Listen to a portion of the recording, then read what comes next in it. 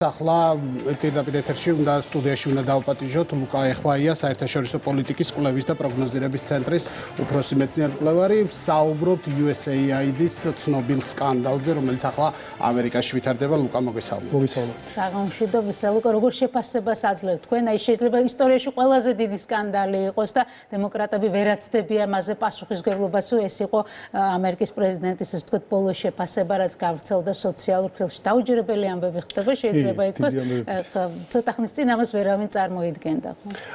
ნამდვილად, ესე იგი, პრინციპში რაც ქონდა წარმოდგენები, ეს იდეოლოგიზებული წარმოდგენები საერთაშორისო ურთიერთობებზე, გლობალურ პოლიტიკაზე, ეს ყველაფერი ირღვევა ნელ-ნელა.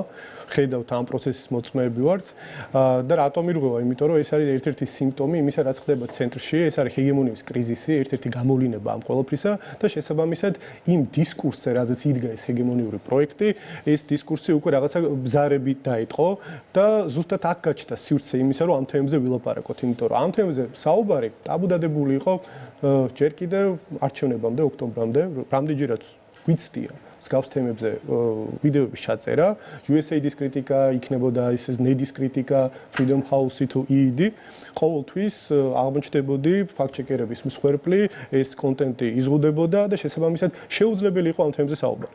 მაგრამ დღეს გამოთავისუფლდა ამისთვის სივრცე და უკვე შეგვიძლია ვილაპარაკოთ რეალურად რა იდგა საკმაოდ ესეთი კომპლექსური ამ ინსტიტუტის უკან და რა საქმიანობდა კონკრეტულად USAID.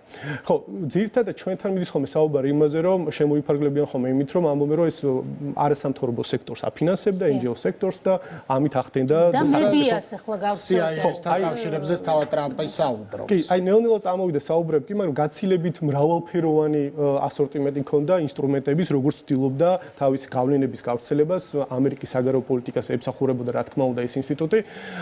შეგვიძლია რამდენიმე მაგალითი გავიხსენოთ, ოღონდ არასპეკულაციური, იმიტომ რომ დღესდღეობით რო გადავხედოთ რა ხდება X-ზე, იმდენი იმხელა ინფორმაციის მორევია, რომ ძალიან რთულია გაარკვიო რა არის ავთენტური ინფორმაცია, ვალიდური გადამოწმული რა არ არის.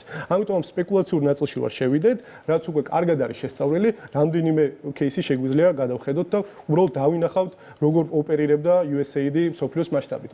პირველი ძალიან საინტერესო кейსი იყო კუბაში, სადაც USAID-მა დააფინანსა სერბი მუსიკალური პროდიუსერები, რომლებიც უნდა შეეგზავნათ, ესე იგი, ეგრეთ წოდებულ მუსიკალურ სცენაზე, underground სცენაზე და უნდა გამოერკვიათ, ესე იგი, ოპოზიციურად განწყობილი კუბელი მუსიკოსები და მათთან ერთად უნდა დაიწყოთ ახალგაზრდებში პროტესტის გაღვივა. ეს ყველაფერი რა თქმა უნდა იმსახურებოდა იმას, რომ გადაზრდილიყო რევოლუციურ სცენაში და სახელმწიფო გადატრიალებაში. რა თქმა უნდა, კუბის მთავრობამ ეს გამოავლინა, აღკვეთა ეს ცდელობა, მაგრამ ამით არ დასრულებულა. კუბაში გვაქვს კიდე ერთი ძალიან საინტერესო პრეცედენტი, როდესაც USAID-მა დააფინანსა სპეციალური აპლიკაციის შექმნა, რომელიც იმ დროს იყო Twitter-ის ალტერნატივა, დაახლოებით იდენტური აპლიკაცია იყო და გამიზნული იყო რისთვის, რომ ახალგაზრდები ჩართულიყვნენ ამ აპლიკაციაში და აი ეს ანტისამთავრობო პროტესტი ნელ-ნელა გაღვივებულიყო. ეს პროექტი ჩავარდა. მაგრამ ხელოვანების გამოყენება ეს პრაქტიკა არსებული პარალელი ეს ძალიან საინტერესო პრეცედენტია, იმიტომ რომ ეს ჩვენთან რაც ხდება, ეს ახალი არ არის, მსგავსი გამოცდილება მსოფლიოში არსებობს, ამიტომ არის კარგი ესეთი кейსები კარგად იყო შესწავლილი, მაგრამ კიდევ უფრო საინტერესო შემთხვევა იყო რა რადიკალურ ზომებზე წავიდა ბოლივიაში. ბოლივიაში, როდესაც ევო მორალესი და მემარცხენეები მოდიოდნენ ხელისუფლებაში და მათი რეიტინგი ძალიან მაღალი იყო, პირველ რიგში ჩამოყალიბდა სპეციალური სააგენტო USAID-ის ეგიდით, რომელიც ითვალისწინებდა, ყველანაირი ზომა უნდა მიიღო იმისთვის, რომ ამ პარტიას არჩევნებში არ გაემარჯვებინა. და რატომ? მიზეზი იყო შემდეგი, რომ ამერიკის ინტერესი იყო, რომ ბუნებრივ რესურსებს აპატრონებოდა ბოლივიაში, შესაბამისად ევო მორალესი, რომელიც ამას ეწინააღმდეგებოდა გაცხადებულად, საჯაროდ, უნდა მოეშორებინათ. არ გამოვიდა, ჩავარდა ეს პროექტის, მორალესი გახდა პრეზიდენტი, მაგრამ შემდეგი ნაბიჯი ყველაზე საინტერესო. USAID-მა დააფინანსა სეპარატისტული მოძრაობები, რომლის მიზანიც იყო არამხოლოდ მთავრობის დესტაბილიზაცია, არამედ დეკლარირებულად უჭერდა მხარს ბოლივიის გაყოფას.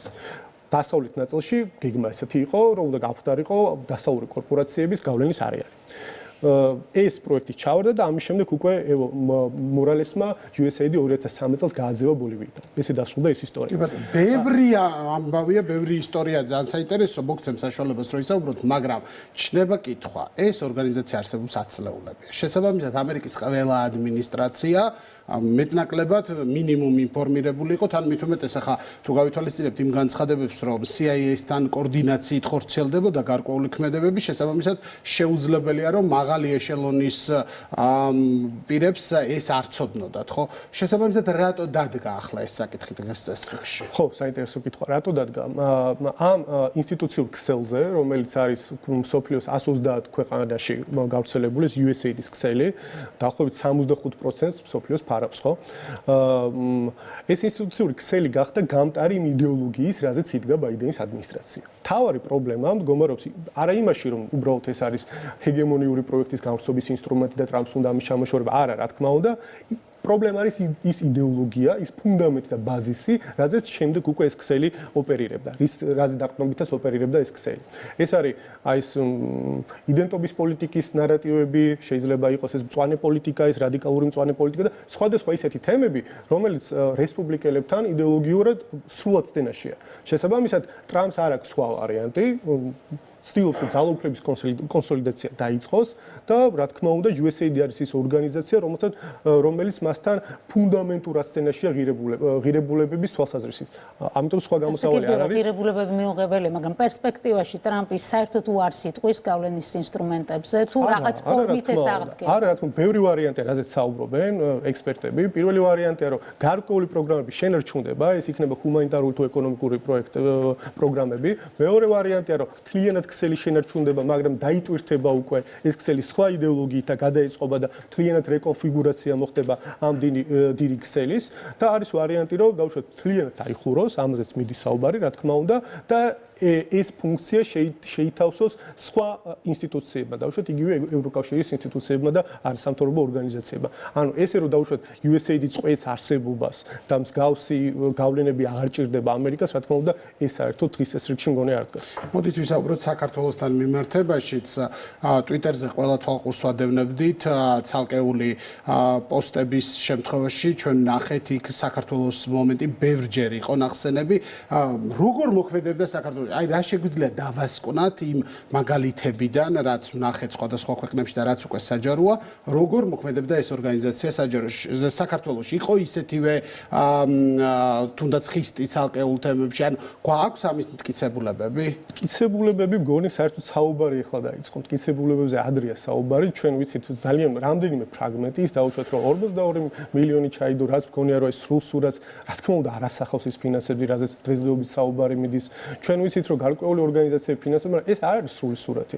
ამას ჭირდება სერიოზული გამოკვლევა, კვლევა, ძიება და ის ინფორმაცია არ არის საკმარისი, რაც უცელდება თუნდაც რომპოლმა რაც გაავრცელა, რომ ეს ყველაფერი უკრაინაში და საქართველოში მიმდინარეობდა, ეს ყველა ვიცით ისედაც, მაგრამ ის დეტალები თუ როგორ ხდებოდა ამ სქემის შემუშავება, ვინ იყო ჩართული უშუალოდ ამ სქემაში, იყო ჩართული მხოლოდ USAID თუ იყო ჩართული NEDIC, EDIC, Freedom House-ი, ძალიან ბევრი კითხვა არსებობს. და ამ კითხვაზე ხო პასუხის გაცემა ფაქტების გარეშე ძალიან რთული იქნება. ის რაც უკვე საჯაროა და რაზეც ახლა მიდის საუბარი, როგორ ფიქრობთ, გამოუმუშავებს თუ არა ქვეყანას ისიც როგორც საქართველოს გარკვეულ იმუნიტეტს, თუნდაც საზოგადოებას და თუნდაც ცალკე სახელმწიფოს იმისთვის, რომ მომავალში თავი დაიცვას ასეთი გავლენების. თან მithmetes თუ გავიხსენებთ, რომ ცნობილი კანვასის ტრენინგი, რომელსაც ატარებდნენ, იყო USAID-ის დაფინანსებული, ეს გვახსოვს და გასაჯაროებულია ასეთი ტიპის მასალა. მე მგონია რომ ეხლა გვაქვს სამთვიანი ფანჯარა. როდესაც აი ეს მთელი გადაწყობა, დიდი გადაწყობა მიდის ამერიკის შეერთებულ შტატებში და